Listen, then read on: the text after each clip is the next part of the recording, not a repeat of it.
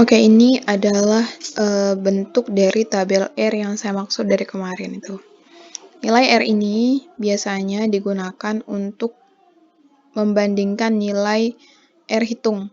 Jadi keputusannya kan apabila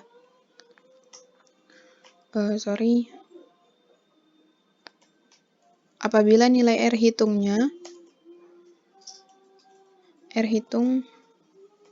lebih besar sama dengan dari nilai R tabel, maka dia valid. Per item itu valid. Kemudian ketika dia nilai R tabel dengan R hitungnya ini, R tabelnya lebih besar daripada R hitungnya. Nah, itu mengindikasikan bahwa per itemnya itu dia tidak valid gitu. Sekarang jadi pertanyaan, gimana caranya kita melihat nilai R tabel ini gitu di tabelnya kan ya. Nah, caranya itu adalah seperti ini. Tidak valid. Oke. Nah, sekarang bagaimana cara kita membacanya? Cara membaca R tabel itu seperti apa?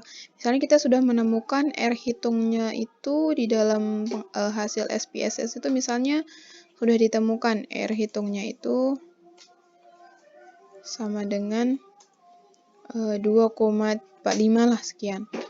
Sekarang kita mencari nilai R tabel. Nah, nilai R tabel ini digunakan rumusnya itu adalah DF N min 2.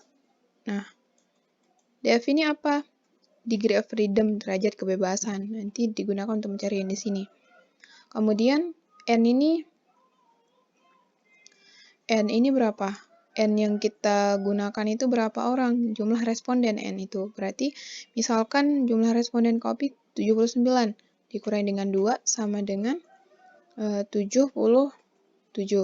Maka kita akan melihat nilai N dengan banyak 77 pada taraf signifikansi 0,05. Oke, sekarang kita cari. N-nya kita ingat, N-nya kita melihat di sini. N-nya sebanyak 77. Paling bawah kayaknya. Bagian sini. Nah, ini N-nya. N-nya sama dengan 77. Dan nilai R tabelnya itu adalah sebesar 0,221. Maka hal ini mengindikasikan bahwa nilai R tabel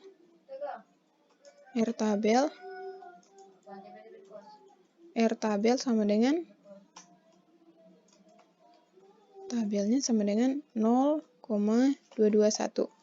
Nah, bagaimana? Ketika nilai R hitung keputusannya itu nilai R hitung lebih besar daripada nilai R tabel, kita lihat maka dia valid. Sekarang kita membandingkan. Nilai R hitungnya 2,57. 2,567. Misal. Ternyata lebih besar daripada 0,221. Maka ini dinyatakan dengan valid. Itu artinya semua item yang ada dalam kuesioner kita itu valid. Tuh. Itu untuk membaca uji validitas. Untuk membaca nilai R tabel itu. Jadi caranya begitu ya.